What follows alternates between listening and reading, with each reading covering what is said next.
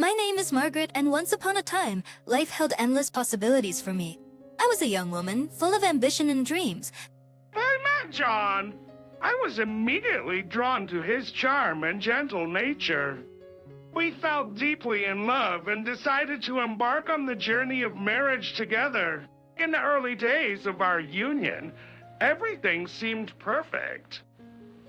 I had a stable job that allowed me to earn a comfortable income, since. With our combined efforts, we were able to buy a beautiful house, a symbol of our shared aspirations, and a place we could call home. One evening, as John and I sat in our cozy living room, I turned to him with a smile. Can you believe how far we've come?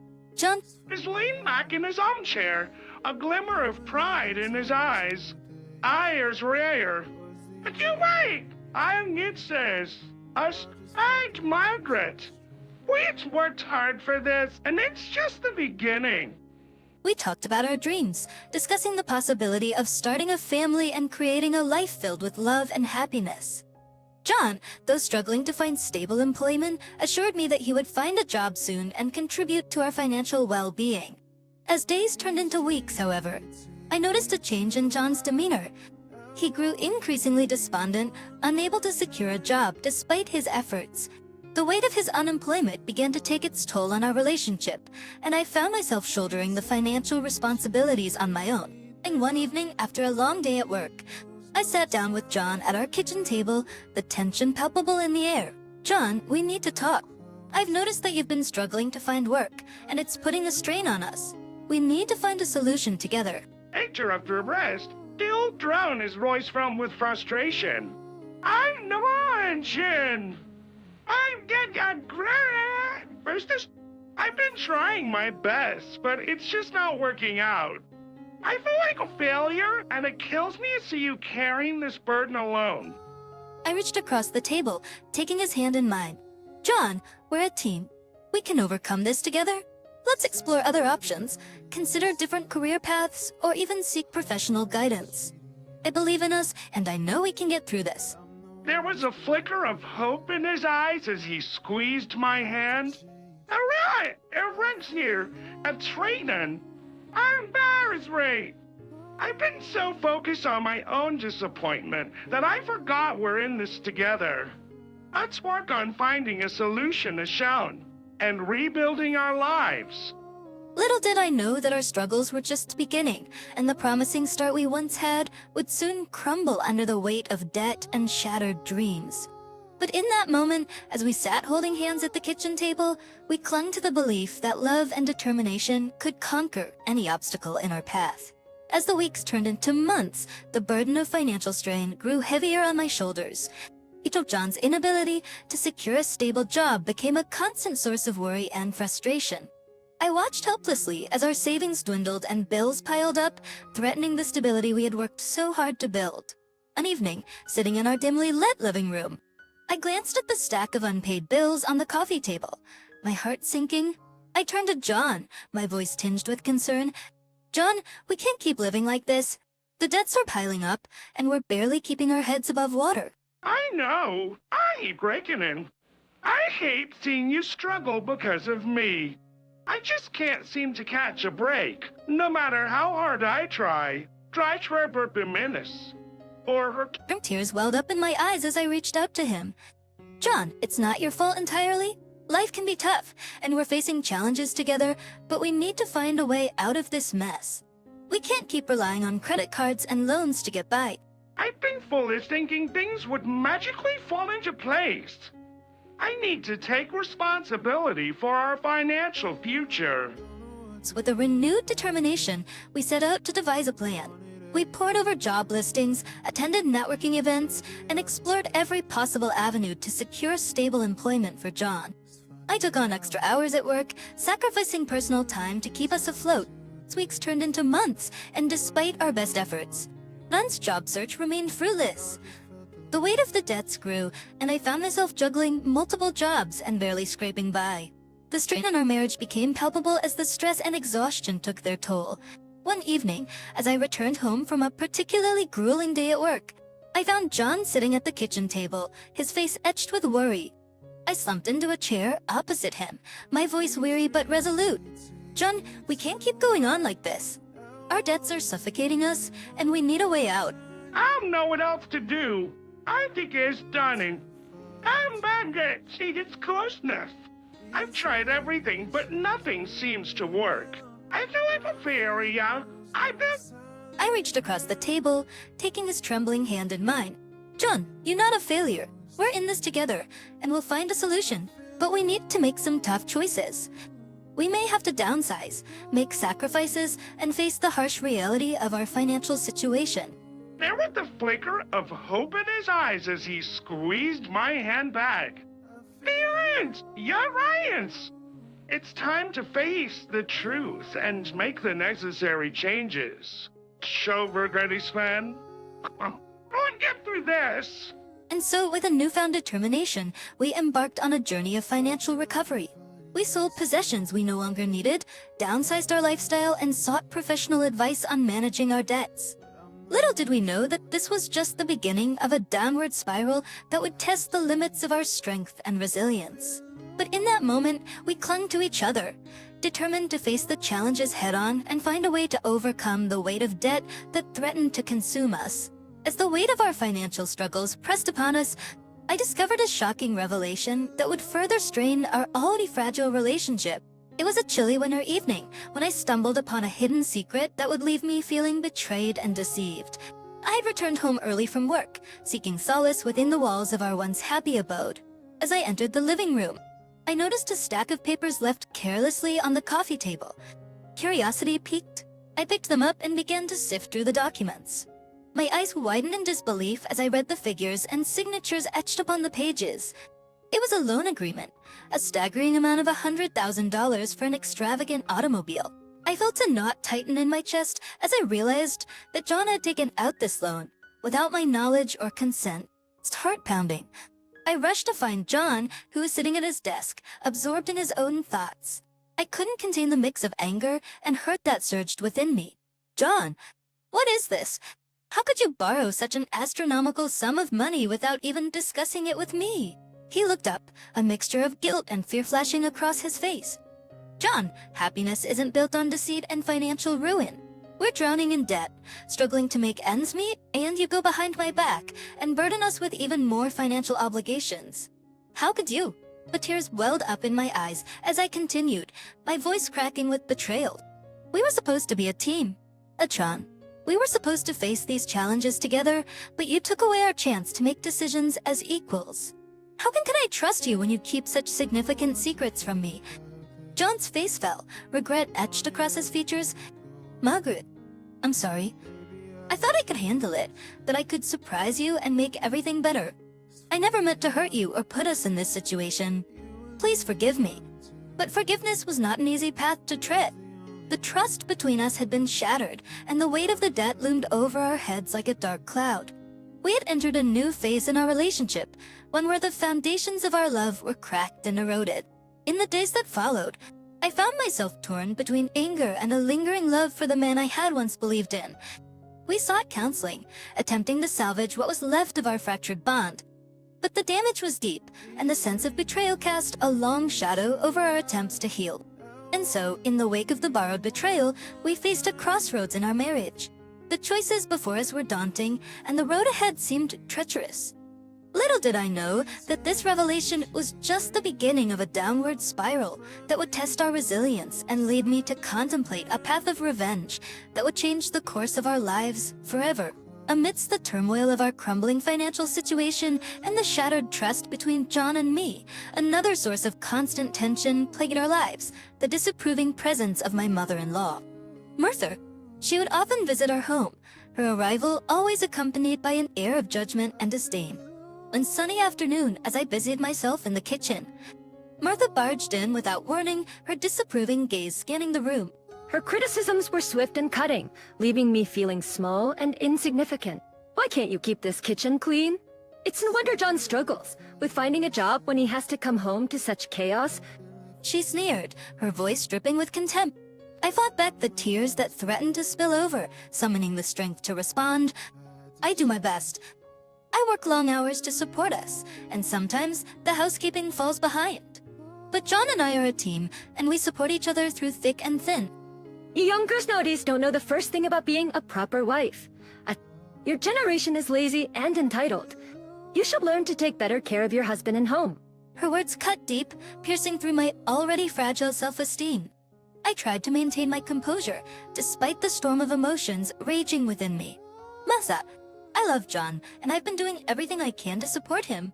We face challenges, but it's not a reflection of my dedication or worth as a wife. I deserve respect just as you do. Her expression hardened, and she crossed her arms, refusing to back down. Respect is earned, my dear, and you've done nothing to earn mine. If John had married someone more capable, perhaps he wouldn't be burdened with all these financial troubles. The constant criticism and belittlement from my mother-in-law began to chip away at my self-confidence. I questioned my worth as a wife and began to internalize her harsh words. The once happy home we had built together became a battleground where I constantly fought for my own sense of worthiness. As the days turned into months, Martha's visits became more frequent, each one filled with a new barrage of insults and criticisms. She scrutinized every aspect of my life, finding fault in even the smallest details. Her presence cast a suffocating shadow over our marriage, adding to the strain we were already under. One evening, as Martha launched into yet another tirade, John finally spoke up, his voice filled with a mixture of frustration and protectiveness. "Mother, enough. Margaret has done nothing but support me through thick and thin. We face challenges together, and it's time you recognize that." Martha, taken aback by John's defiance, faltered for a moment. She glanced between us, her stern expression softening slightly. "I only want what's best for my son. But perhaps I've been too harsh. If you truly believe in Margaret's dedication, then maybe I should reevaluate my stance." Her admission of potential wrongdoing brought a flicker of hope to my heart. I had yearned for acceptance from Martha, a recognition of my efforts and devotion. Although her change of heart was a small step forward, it signaled the possibility of a less turbulent future. And so, as the mother-in-law's disdain began to wane, I clung to the hope that our fractured relationships could be repaired. Little did I know that the revelations and actions that lay ahead would push me to the edge, propelling me towards a decision that would forever alter the dynamics of our lives. As the weight of our financial struggles, John's deceit, and the constant criticism from my mother-in-law pressed upon me, I reached a breaking point. The toxic environment we found ourselves in had become unbearable, and I knew deep within my heart that something had to change. One evening, after enduring yet another day of John's indifference and my mother-in-law's disapproving remarks, I sat alone in the silence of our living room, as the weight of it all bore down on me, suffocating my spirit and dimming my once vibrant optimism. My tears streamed down my face as I whispered to myself, "I can't continue like this. I can't keep living in a loveless marriage, being treated as though I'm worthless. I deserve better." The following morning, I woke up with a newfound determination. His pregnance, the pain and frustration that had festered within me transformed into a fire, a spark of strength and resilience. I realized that I had the power to change my own destiny, to break free from the chains that held me captive in a loveless and toxic relationship. I mustered the courage to confront John, to lay bare the depth of my anguish and my resolve for change. As we stood face to face in the bedroom, the air thick with tension, I spoke with a firmness I hadn't known I possessed. "John, I can't keep living like this. Your lack of effort, the emotional abuse, and the constant betrayals have pushed me to my limits. I deserve happiness, respect, and a life free from this toxicity." Margaret, please understand. I've been going through a tough time, and I've lashed out in ways that I never should have. But I promise I can change. We can work through this together. I shook my head, my voice steady despite the turmoil within. "No, John, it's gone too far. I've given everything I could, and I can't keep sacrificing my own well-being for a marriage that has broken me. It's time for me to leave." Margaret, please don't go. Please don't go. Discharge your fairly for aspect. We can find a way to fix this, rebuild what we once had. But his words fell on deaf ears. That the walls that had once protected my heart now crumbled, revealing a resolve I hadn't known existed. I can't stay in this toxic cycle any longer. John, I deserve a life where I am valued and respected. I deserve to be free. And with those final words, I walked away, leaving behind the shattered remnants of a life that had once held such promise. In the days that followed, I gathered the strength to make practical decisions, to rent an apartment, and begin the process of rebuilding my life, one step at a time. As the sun set on me last night in our shared home, I packed my belongings, leaving behind the painful memories and embracing a future unknown. In the quiet darkness, I made a promise to myself to never settle for less than the love and happiness I deserved. Little did I know that my journey was far from over. The road ahead would be treacherous, filled with challenges and moments of self-discovery.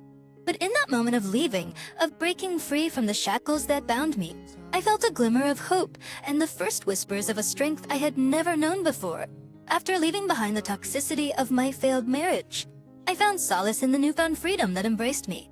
But the wounds inflicted upon me by John's betrayal and my mother-in-law's constant disapproval still stung. I realized that it was time to take control of my life and seek the justice I deserved. One afternoon, as I sat in my small rented apartment, a wave of determination washed over me. It was time for a calculated revenge, a way to reclaim my power and make a statement that I would no longer be a victim. I meticulously planned my next move, ensuring that every step I took would serve a purpose.